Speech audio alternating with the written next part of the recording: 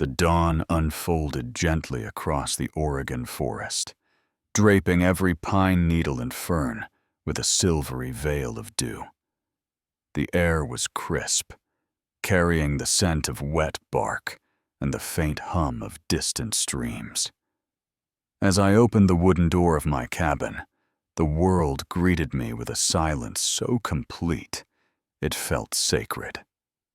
My name is Matthew Cole, a 37-year-old wildlife photographer who traded city noise for the soft language of trees and wind. Once I was known in Portland's photography circles for chasing storms and danger, a man obsessed with lightning and chaos. But after losing my younger brother, Daniel, in a car crash 3 years ago, a night when I should have been driving him home but chose to stay out photographing a thunderstorm instead, I couldn't bear the sound of city sirens anymore. I left it all. The gallery shows, the neon, the guilt. The forest was the only place quiet enough to hold my remorse. My cabin stood on the edge of a valley near the Three Sisters Wilderness, a modest one-room structure built of old cedar and solitude. Inside, my life was simple. A wood stove, a shelf of film cameras, and a single photograph of Daniel smiling beneath a rainy sky. Most mornings, I woke early, made coffee strong enough to burn the memory from my throat, and wandered into the trees with my camera slung across my chest. But that morning, something felt different. The light filtering through the canopy seemed softer, almost reverent. I followed a narrow deer trail lined with moss and mushrooms, photographing droplets of dew that clung to spider webs like pearls. That's when I heard it, faint, broken, like a sob carried on wind. At first, I thought it was a trick of the forest, the echo of water dripping from the branches. But then it came again, unmistakable, a cry. I froze, every muscle tight. My fingers gripped the camera instinctively, as if the lens could protect me.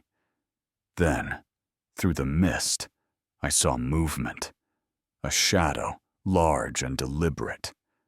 My breath caught. Out of the ferns stepped a lioness.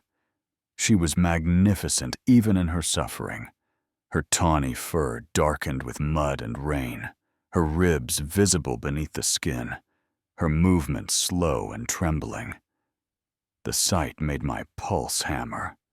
Lions didn't belong in Oregon. My rational mind screamed that this was impossible. Maybe she'd escaped from some private reserve or transport truck. Yet the forest, in that moment, made it feel strangely natural, as if she had always been meant to appear here. And then I saw what she carried.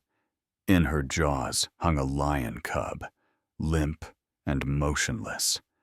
The tiny body swung softly with each step, the fur matted, one paw curled unnaturally. My fear dissolved into something else, an ache, deep and primal. The lioness stopped a few yards away, her black eyes locked on mine. There was no growl, no threat, only sorrow. She placed the cub gently on the damp grass and stepped back. The gesture was deliberate, careful, almost human. Her gaze never wavered, pierced through the fog and into me, speaking a language beyond words. It wasn't hunger. It wasn't warning. It was pleading. I wanted to retreat, to close the door between her world and mine. But her trembling shoulders, the silent desperation in those eyes, they anchored me. Something ancient stirred in me, The same imaim instinct that made me lift Daniel's body that night from the wreck, whispering apologies into the rain.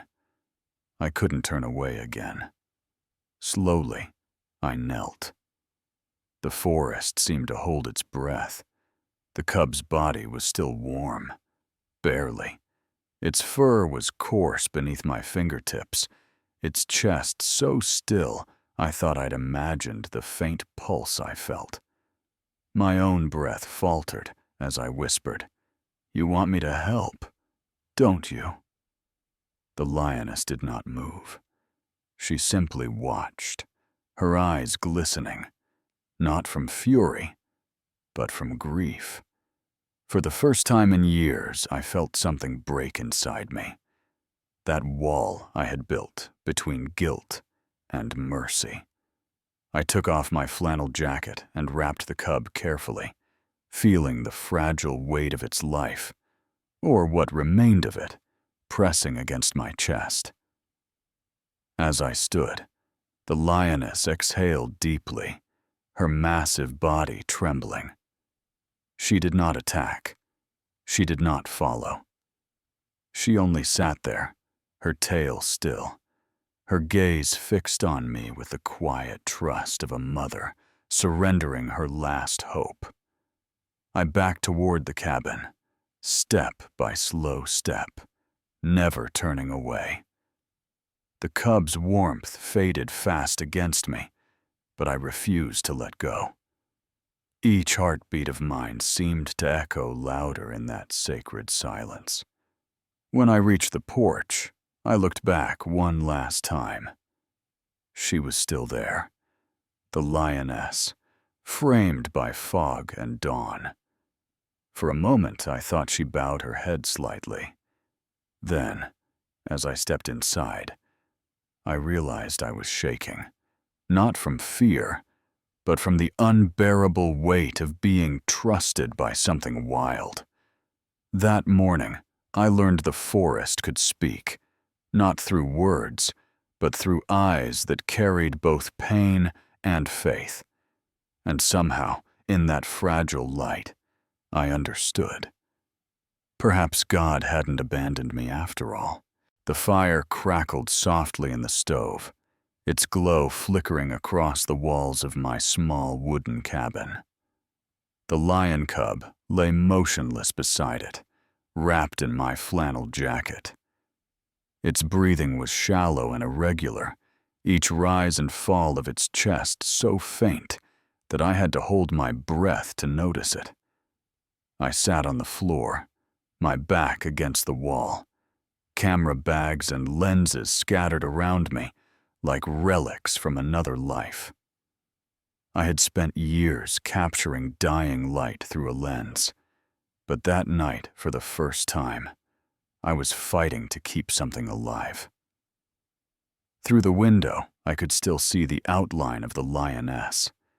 She hadn't moved since I brought her cub inside. Her silhouette was framed by mist and moonlight. Still, watchful, patient. I could feel her presence like a heartbeat echoing through the glass. Every few minutes, she shifted slightly, as if reminding me she was there. The cub's body trembled once, weakly. I leaned closer, pressing 2 fingers to its chest. A pulse. Faint, but real. I whispered to it without thinking, the way I used to talk to my brother when he was a child afraid of thunderstorms. "You're safe now, little one. Stay with me." The phone rang suddenly, its sharp tone slicing through the fragile quiet. I scrambled to answer. "Clara, it's worse than I thought," I said before she could speak. "He's freezing." Dr. Clara Moore had been a friend from my early photography days, a tall woman in her mid-30s with curly auburn hair and eyes the color of cedar bark. She was practical to a fault, the kind of person who never romanticized nature. Years ago, she'd volunteered at wildlife sanctuaries across Africa, before settling in Oregon, running a small clinic near Bend. Her voice on the phone was calm, clipped with focus. Listen carefully, Matt. You need to raise its body temperature. Wrap it in towels. Keep it close to the fire, but not too close. Do you have milk? Milk? Yes, warm milk. About the temperature you'd give an infant. Use a dropper or spoon if you have to. Do not use honey or human supplements.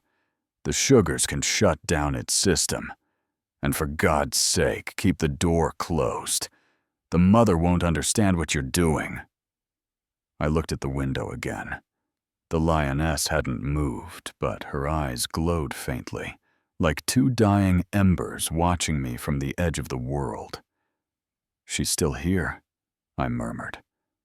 I expected she would be, Clara replied. They don't leave their dead, or their hope. Her words lingered long after I hung up. I poured a little milk into a pot, warmed it, and searched for a clean syringe from my camera repair kit. I used it like a dropper, holding the cub's head gently in my palm. Its mouth was cold, lips cracked and dry. I let one drop fall on its tongue. Nothing. Another drop. Then another. On the fourth drop, its tongue twitched. My heart leapt. I whispered again, softer this time. Come on, come back. After several tries, the cub made a faint sound. Not a cry, but a small exhale, as if the world had returned to it in fragments. I kept feeding it slowly, carefully, until its throat moved weakly in a swallow. Outside, I heard a low, rumbling sound. Not a growl, but something deeper, mournful. The lioness had seen the movement, or maybe she had sensed it. I stood at the window and whispered, "He's still with us." She didn't move closer, but her breathing changed. I could see her chest rise faster, like a flicker of hope stirring within her. Hours passed like days. I barely noticed the firewood running low or the cold creeping into my legs. All I could see was that small chest moving, each breath a miracle. At one point, I fell asleep sitting upright, my hand resting near its side. When I woke, dawn was spilling through the curtains. Soft, golden, unreal. The cub was still there, curled into the jacket, its breathing steadier now. I heard the crunch of tires on gravel outside. Through the window, a white pickup truck appeared. Clara's. She stepped out, coat half-zipped, face drawn but determined. The morning light caught in her hair, turning it almost copper. When she entered, she didn't waste time. "Where is he?"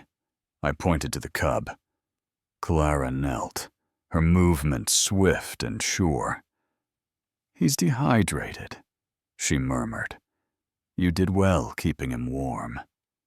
Her hands, steady and practiced, checked his heartbeat, his gums, his paws. "His back leg might be injured. See that swelling? Probably bitten or crushed." She looked up at me. "You're lucky it's not worse," I nodded, unable to speak.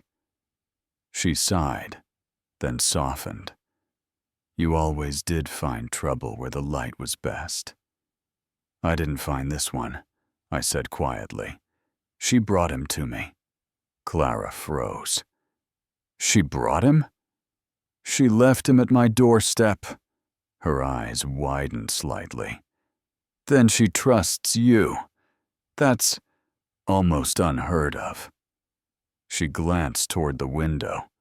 The lioness was still there, a motionless shape beyond the mist. Clara exhaled slowly. We'll need to keep the cub here for at least a day or two. But if she's still around, you'll have to give him back once he can walk." I swallowed the lump in my throat. I know. For a long while, we sat in silence. The cub stirred once, a tiny sound escaping its throat. Clara smiled faintly. "He's a fighter." I watched the lioness fade into the morning fog, her form dissolving like breath into the air. "So was his mother," I whispered. As the fire burned low and the forest filled with birdsong, I realized that for the first time in years, I wasn't just documenting life. I was saving it.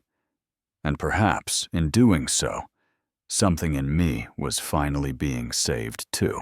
A week passed like a soft whisper between the trees. The forest had changed its song.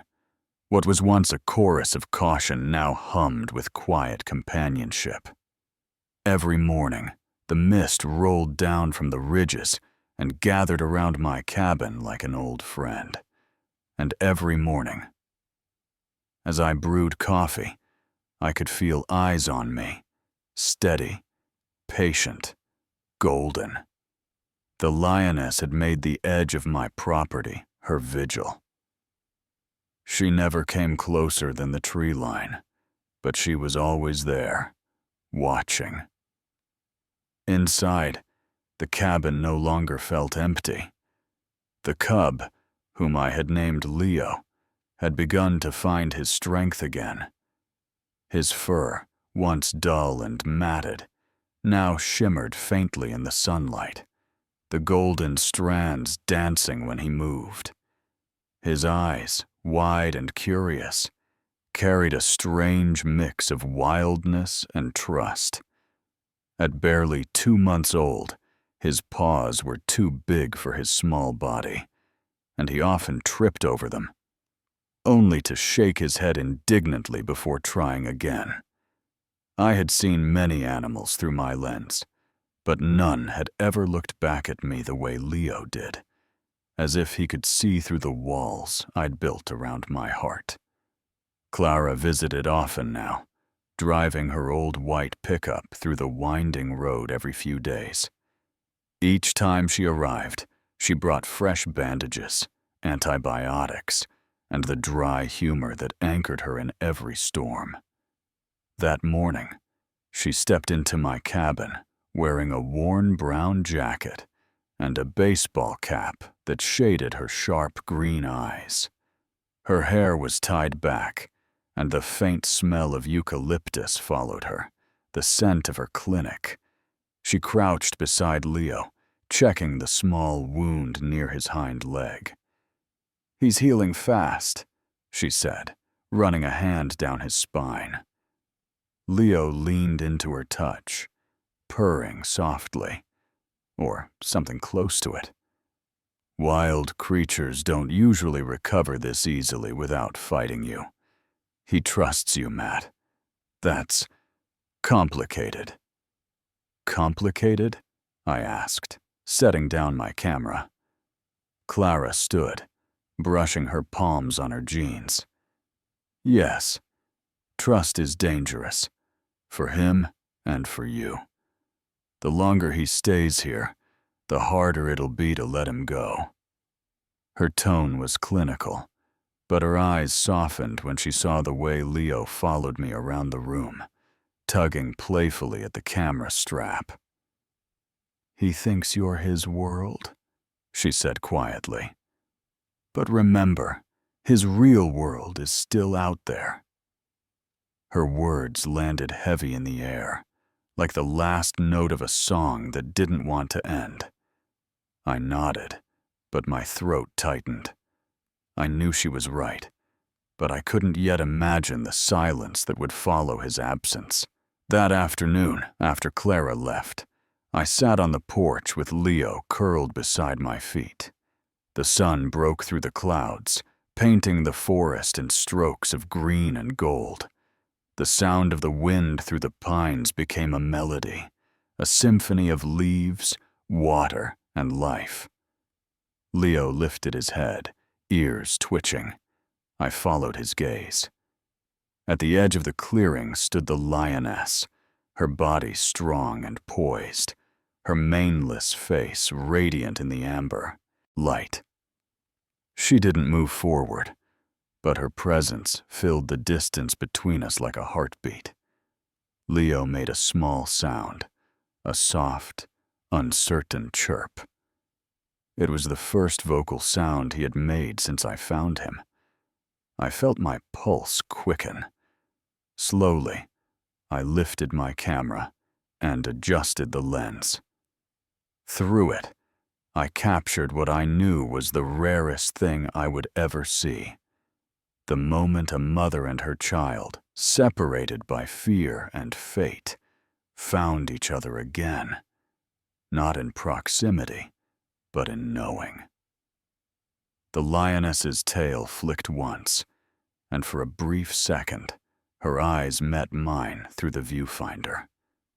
There was no threat, no wild rage, only acknowledgement. She knew I had kept my promise. As the sun began to sink behind the trees, Leo stood shakily and took a few steps toward the light, his paws sinking into the damp soil. I didn't stop him.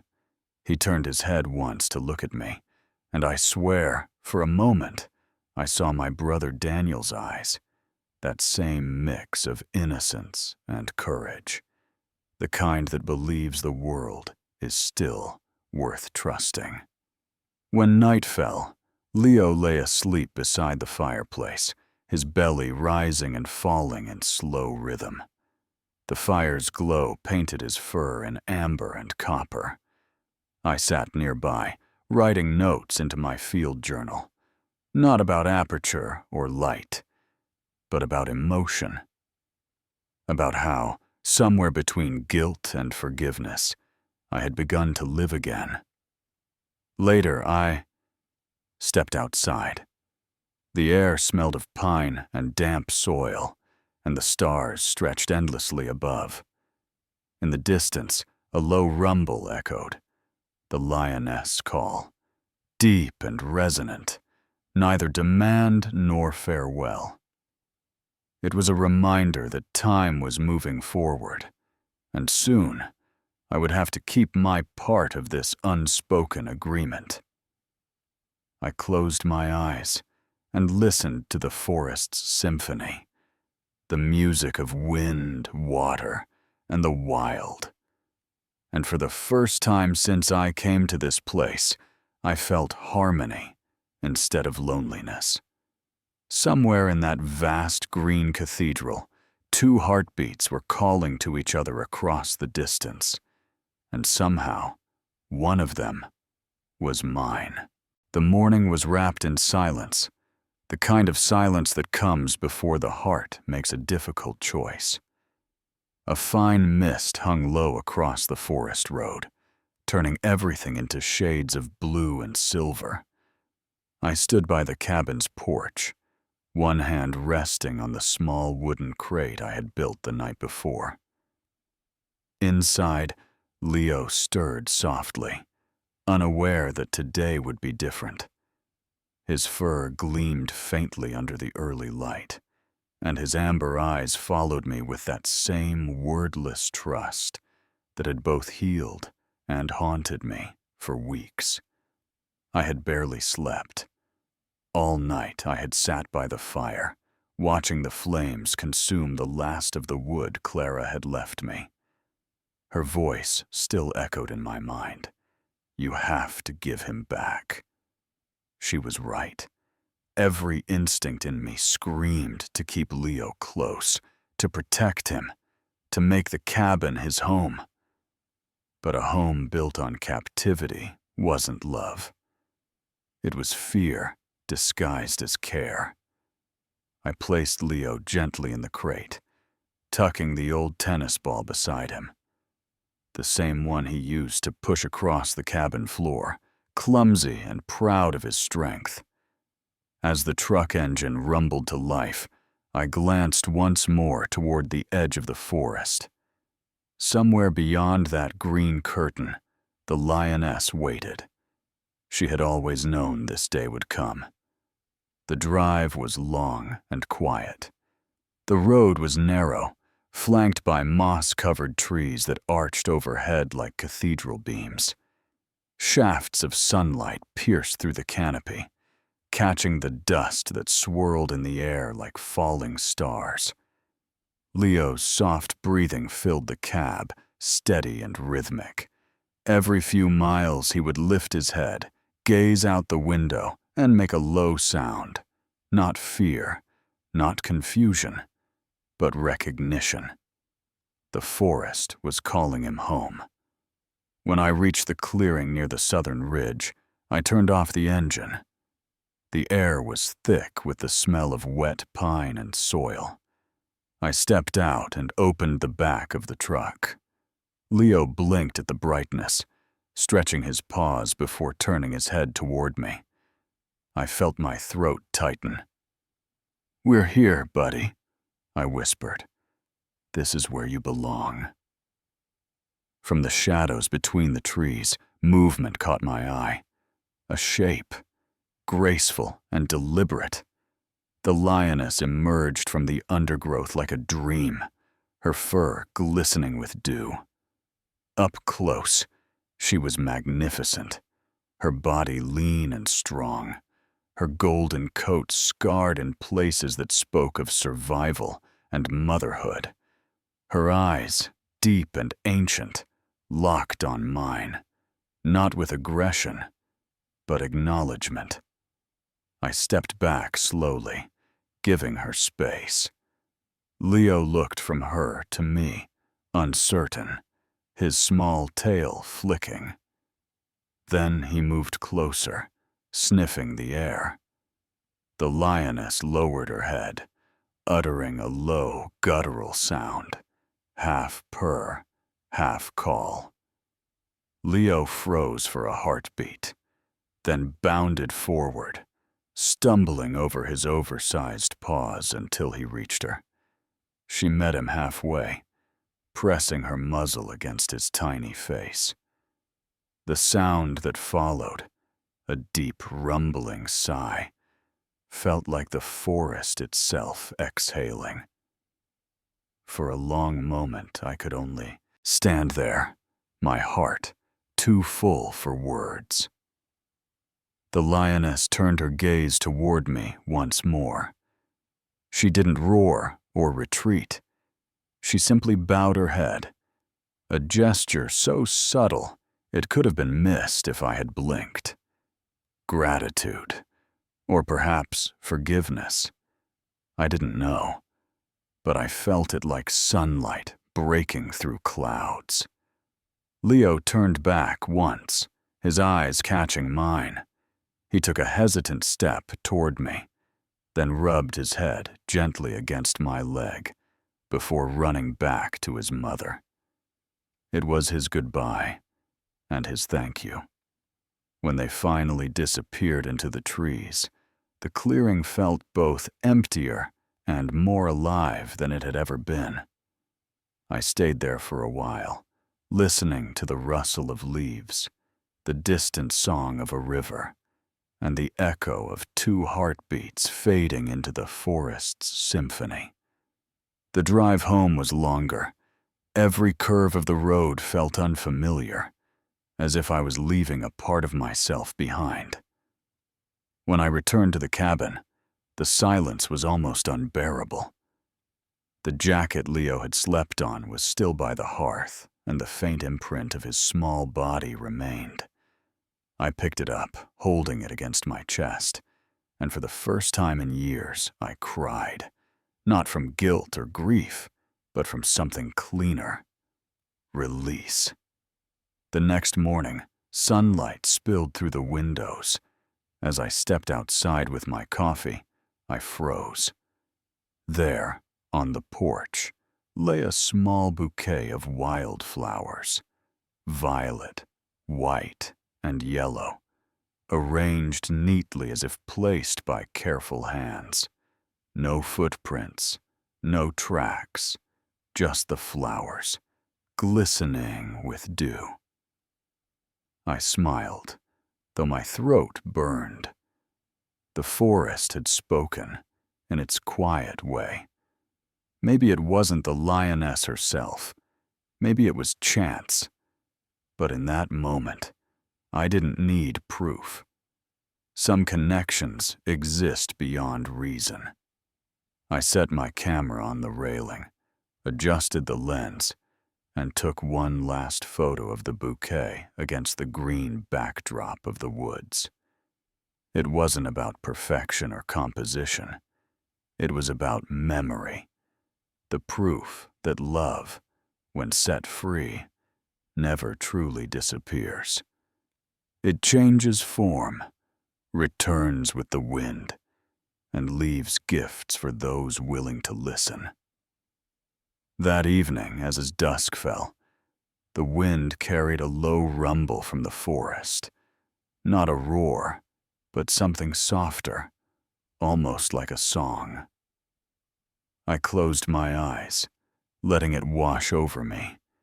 For the first time since Daniel's death, I didn't feel alone. I had finally learned what every photograph tries to capture, but never can. That love, in its purest form, is the art of letting go. Sometimes, God doesn't send miracles wrapped in light or thunder. Sometimes, He sends them quietly, in the shape of a wounded cub, or a mother's tear, or a human heart learning how to love again.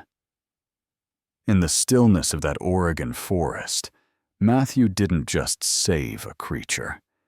He witnessed grace, the kind that doesn't shout, but whispers through the rustling of leaves and the warmth of forgiveness. That morning, when the lioness bowed her head, it wasn't just nature saying thank you. It was God reminding him, and all of us, that every act of compassion echoes through creation. Because maybe faith isn't about grand miracles. Maybe it's about the small ones that happen when we choose kindness over fear, mercy over pride, and love over possession. So if this story touched your heart, if it reminded you that the divine often hides in everyday life, in the way we forgive, protect, and let go, then share it. Leave a comment, tell us your thoughts, and subscribe to our channel so that these stories of faith, courage, and love can keep reaching hearts like yours. May God bless you, wherever you are, and may His gentle miracles find you in the quiet corners of your own life, just as they found Matthew beneath the pines.